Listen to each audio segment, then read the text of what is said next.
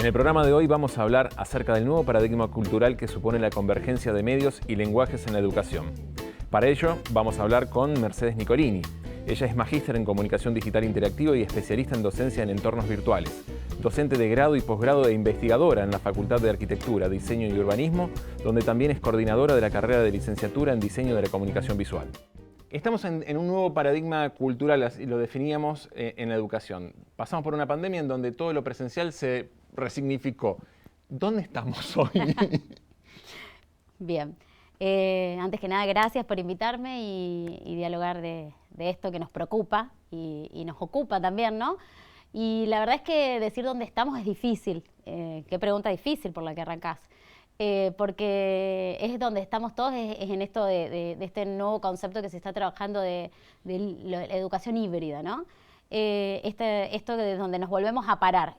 La pandemia nos aceleró 20 años procesos que venían en educación y nos llevó a otro universo. Ese paradigma de analógico, digital, hoy ya perdió sentido.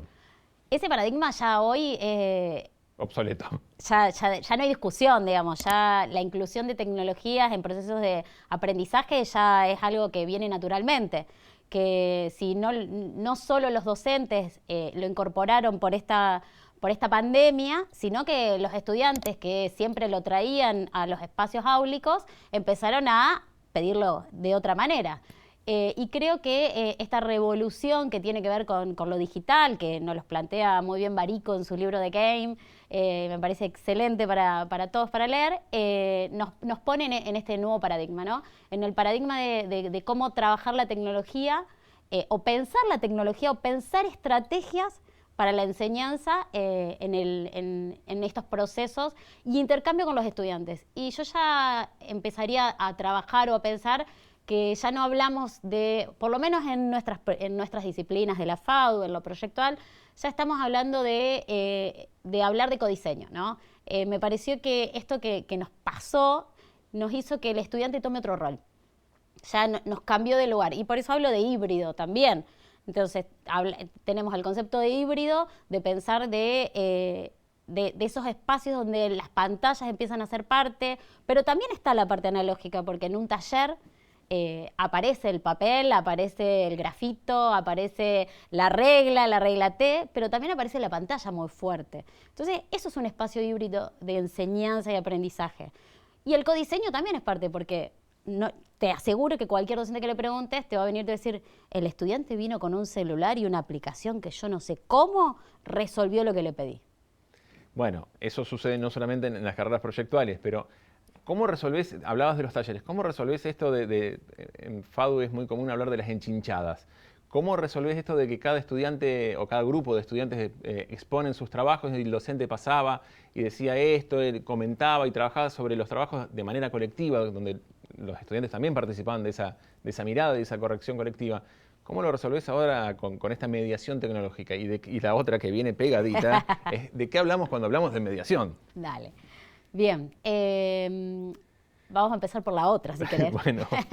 Bien, cuando hablamos de mediación, yo por lo menos en el trabajo y en la investigación que hacemos siempre sobre las prácticas de enseñanza, trabajamos mediación desde Barbero, ¿no?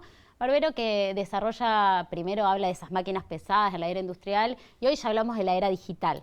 La mediación tecnológica habla de esa interfaz que hace que nos podamos comunicar, por ejemplo, o esa interfaz que hace que podamos resolver algo. Cuando hablamos de interfaz también tenemos que aclarar que hay muchos conceptos dando vuelta y todos lo primero que pensamos es que sí o sí tiene que haber una mediación tecnológica. Interfaz puede ser cualquier dispositivo tecnológico o no que permita que nosotros podamos resolver algo. Yo lo delimitaría más. ¿Digital o no? Porque en realidad tecnología la tenés en todos lados. Tal cual. A mí me gusta mucho el concepto de Scolari. El concepto de Scolari que trabaja interfaz y cómo trabaja todas sus leyes de la interfaz, en el que realmente nos permite generar otro tipo de acciones, ¿no? Que tienen que ver con el trabajo en red, en el que afirma que las interfaces no son transparentes, y en este caso los diseñadores en comunicación visual y también los industriales, porque trabajan con el concepto de UX, trabajamos y somos presentes de ese diseño de interfaz, ¿no? Entonces, también... La interfaz es un campo de disputa. Es es donde se pone en juego todo. Todo. Y entonces desde ese lugar me parece que hay que pensar la mediación tecnológica, que en este caso es digital, este nuevo mundo que tenemos frente a nosotros. Que lo tomamos natural, que consideramos que ya es parte de nuestra vida, pero que la universidad fue lo último que se apropió de esto, ¿no? Que la pandemia nos cacheteó y nos apropiamos y apareció Zoom y aparecieron aplicaciones y apareció un mundo nuevo en el que... según, por ejemplo, Manovich, él nos plantea, con sus acciones, su último libro, con sus acciones asociadas a los software culturales, él asocia el concepto de interfaz a software culturales, que hacemos acciones. Y estas acciones son interactuar, jugar un videojuego, crear aplicaciones para que se pueda hacer todo lo anterior, leer un libro, hacer un clic en un mapa, todas estas acciones que nadie se podría pensar que las hacemos. Son transparentes. Son transparentes. Entonces, eso es una mediación tecnológica. ¿Qué pasa con una enchinchada? ¿Qué pasa? Desde el taller en el que yo participo, creo que fue lo que más fácil resolvimos, si te tengo que ser sincera. Buscamos aplicaciones, esas aplicaciones las subimos al aula. El concepto de enchinchada es un tanto anacrónico. Sí, hablábamos de enchinchadas digitales, eso era lo gracioso, y decíamos, bueno, ahora suben el trabajo, entonces en el aula estaba la aplicación embebida. Otro concepto que tiene que ver con esto de que naturalizamos, embeber, traer una aplicación y visualizarla desde otro ambiente, que era el aula virtual. Pero que sigue funcionando en ese lugar original. Que sigue funcionando tal cual y que si nos ponemos a pensar es una práctica que vas aprendiendo y que te va haciendo hacer acciones con la interfaz gráfica, no general, que nos ayudó a resolver un problema, una enchinchada, y que todos podamos participar mirando un afiche, por ejemplo, ¿no? Entonces todos decidíamos cómo trabajaba ese afiche en nuestra pantalla, en distintos tamaños, digamos, cada uno desde el dispositivo que podía. También hizo resignificar y pensar contenidos. A ver. Bueno, y prácticas docentes. Y prácticas docentes, porque no ibas a trasladar la presencialidad a la virtualidad. No podías estar 2 horas en una enchinchada. Las enchinchadas se pensaron en tiempo, se pensaban actividades intermedias. Podías en momentos dividirte en grupos, en momentos decir, bueno, hacemos un corte. Se trabaja desde otro lugar. Me parece que la estrategia general que tiene que ver con la enseñanza mediada por tecnología, y ahí sí también el concepto de 100% virtual, sincrónico. Bueno, eso cuando iba preparando esta entrevista yo pensaba, ¿cómo se cambió el eje? Porque antes el quiebre era distancia o presencial. El eje era la materia, digamos, la distancia. Y ahora el eje es el tiempo. O sea, es sincrónico o asincrónico. ¿Es al mismo tiempo? Sí, yo creo ahí que el eje es la mediación, el aula física o el aula virtual y el tiempo. La interfaz, tal cual, pasa a ser la interfaz. La puerta de acceso al espacio físico o la puerta de acceso al espacio virtual. Son ambientes, en ambientes donde generamos conocimientos, estudiantes y docentes, y donde tenemos distintas herramientas, técnicas y recursos para plasmar nuestra estrategia docente, y que los estudiantes también te hacen una devolución y te dicen por dónde ir. No es que yo planeo mi clase y va a ir perfecta. Siempre van y vienen nuevas estrategias. Eso también es un desafío para el que prepara la clase, para el docente o la docente, porque es estar preparado para esa incertidumbre de decir, bueno, yo planeo esto para acá, pero no sé por dónde va a ir. Totalmente, totalmente. Se cambió el rol del docente para mí. Esta era del conocimiento es distinta, digamos, cómo generamos... A ver, nuevo tema. El estudiante puede ir, va a internet y ve 10 videos del tema. Entonces vos decís, ¿qué voy a dar yo que no esté en esos 10 videos? Que no esté en esos 10 videos. Bueno, lo que yo le voy a dar son herramientas para hacer un visionado de esos videos y sacar lo mejor de esos videos o lo que se necesita aprender.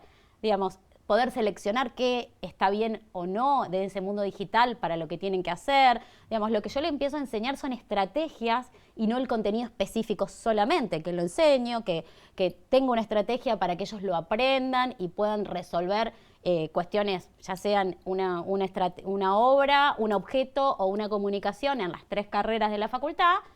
Hay más, porque están las de distancia, pero en esas 3, y no solo un problema puntual, digamos. Me parece que hay que ir un poquito más allá y abrir el abanico de estrategias, ¿no? Que esta era y este grupo de estudiantes que tenemos pide eso. Bueno, y hablando de esta era, de este grupo de estudiantes que pide eso, hay un concepto que da vuelta, que está rondando, que los chicos lo conocen, y los docentes lo han escuchado hablar, pero no todo el mundo se ha apropiado. Me refiero a la transmedia. Sí. ¿Cómo son las estrategias transmedia? ¿Hay estrategias? ¿Cómo pensar en transmedia en educación? A ver, ¿qué tema? Cuando uno piensa en transmedia, piensa... Porque se lo confunde con multimedia, digamos, con esto simultáneo. Exacto, exacto. El transmedia, según Hekins, que es el primero que nombró este término, lo que dice es que una historia empieza en un medio y puede ser contada en otros medios. Cuando hablamos de estar contada en otros medios, no es que replico la misma historia de la misma manera en distintos medios, sino que cada medio tiene lenguajes propios y maneras de contar propias. Y que tienen potencialidades únicas, que lo identifican. Únicas. Un ejemplo concreto que me parece que es bien visible y que todos lo podemos entender es Pokémon, ¿no? Pokémon surge de una historia, se pasa a series, se pasa a cómics y termina en Pokémon GO, una aplicación de realidad aumentada. Distintas experiencias en distintos medios, ¿no? Cuando uno ve eso dice, uy, ¿cómo hago esto en educación? Bueno, no es que tengo que hacer grandes producciones, superproducciones, sino puedo pensar en tramos formativos más pequeños, ¿no? Estrategias puntuales. Se me ocurre, ¿no?, que digo, bueno, voy a dar un tema. Ese tema lo voy a disparar desde mi Twitter con la lectura de un libro, pero a la vez, porque también tenemos estudiantes que les gusta leer y otros que no les gusta leer, los remito a un video en YouTube.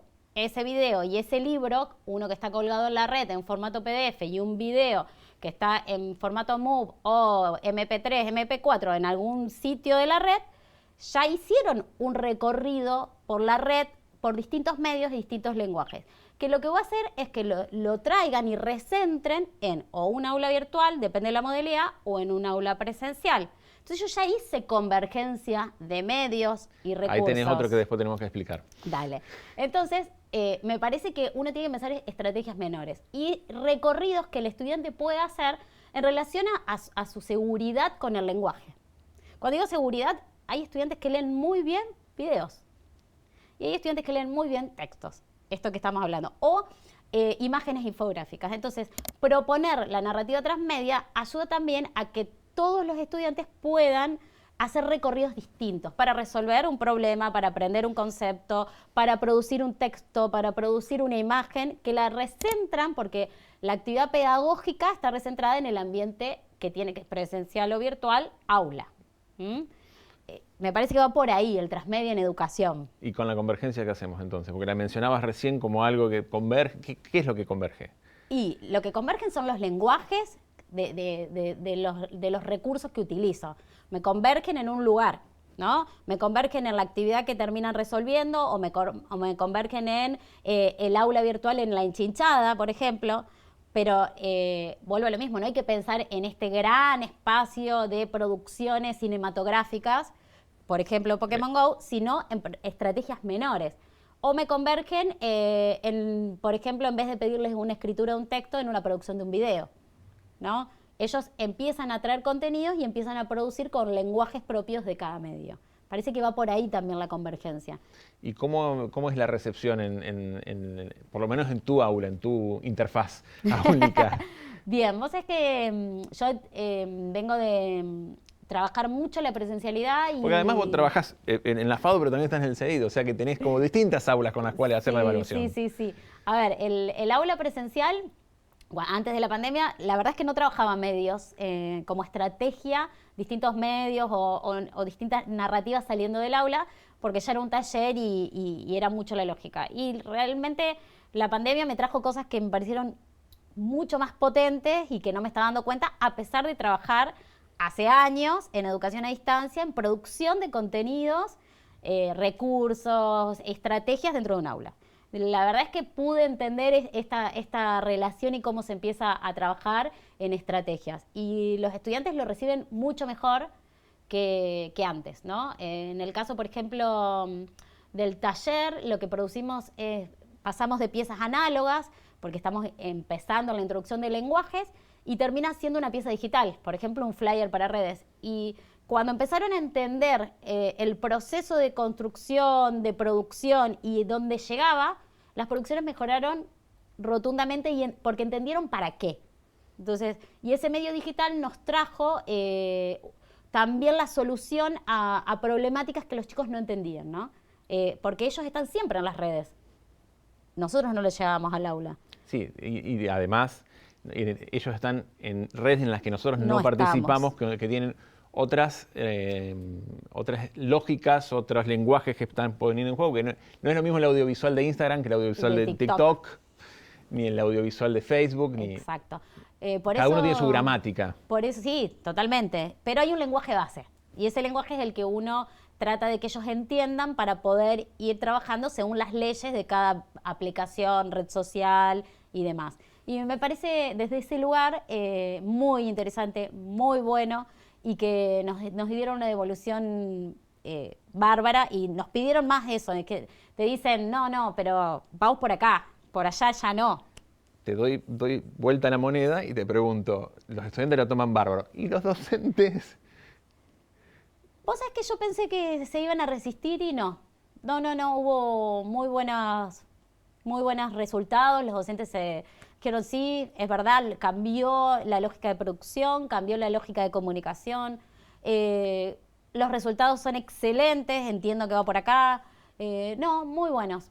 Además, depende del nivel también. Nosotros pasamos, por ejemplo, en un taller 2 con la producción de una imagen, pero nosotros en pandemia, taller 4 terminó haciendo realidad aumentada. Entonces, te quiero decir, hubo un proceso y hubo un aprendizaje, esto del codiseño, los docentes aprendiendo el uso de la tecnología con los estudiantes. Pero es el uso de la tecnología, no el para qué la tecnología. Entonces, ahí está bueno que entre todos construyamos el conocimiento del uso de la tecnología, porque el docente te va a enseñar para qué se usa la tecnología, cuál es la mejor forma. Entonces, desde ese lugar, la estrategia quedó excelente y los resultados fueron muy, muy buenos. Ahora te llevo un poco a tu profesión de base, porque ya la perdimos, sos diseñadora gráfica, egresada de la FADU, vamos a rendirle tributo a la casa materna, pero el rol profesional, ya te saco de docente y te llevo al rol profesional. ¿Cuánto cambió con estos nuevos paradigmas culturales de narrativas, de estas nuevas narrativas? A ver, cambió. Yo no digo que desaparecieron cosas, sino que se sumaron cosas, ¿no? La carrera de diseño gráfico, que es mi base, que siempre digo, me lo olvido por ahí a veces, tenía una base de diseño editorial muy fuerte, trabaja mucho la tipografía, que la actual también, no lo deja de lado, pero suma, ¿no? Ahora tenés que hablar de redes, tenés que hablar de diseño web. La pregunta era, a tu rol como coordinadora, ¿qué necesita hoy el diseñador o diseñadora? Mucho.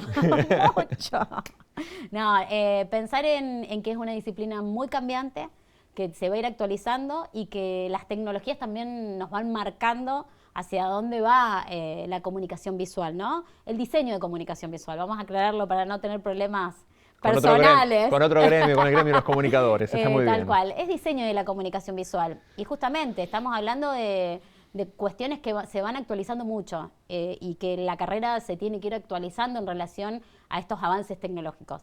Sin dejar de lado lo que ya dije, digamos, el diseño editorial, el diseño porque sigue habiendo libros.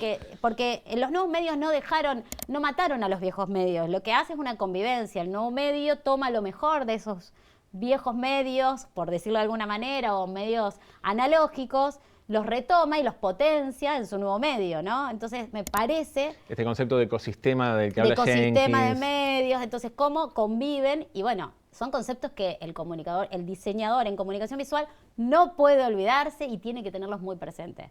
Y yo creo que la carrera tomó en algunos aspectos esas líneas y no se olvida de eso, se va actualizando.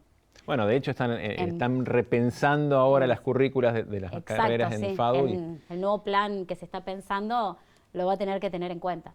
Sí. Bueno, y ahora la pregunta obligada es hacia el futuro. ¿Qué podemos esperar, además de cambiar las currículas y de tener una currícula que te permita justamente seguir actualizándote, qué podemos esperar en los próximos años respecto a esta educación y estas nuevas narrativas? ¿Cómo ves el modelo de educación, tanto mediado por tecnologías, el modelo a distancia, como en esta nueva este nuevo modelo híbrido, como se lo está tratando de llamar ahora, ¿cómo va a ser dar clases en el futuro próximo? Ay, qué difícil. Eso sí que es difícil. A ver. No, pero una opinión. O sea, Una futurología opinión, sí, todavía sí, no. Sí. A ver, habría que tener claro que cuando hablamos del modelo híbrido no estamos hablando del aula híbrida. Porque ahí me parece que vamos a tener un problemita para resolver problemas a futuro, digamos, estrategias a futuro. Hablar de híbrido significa una inclusión genuina de la tecnología en estrategias.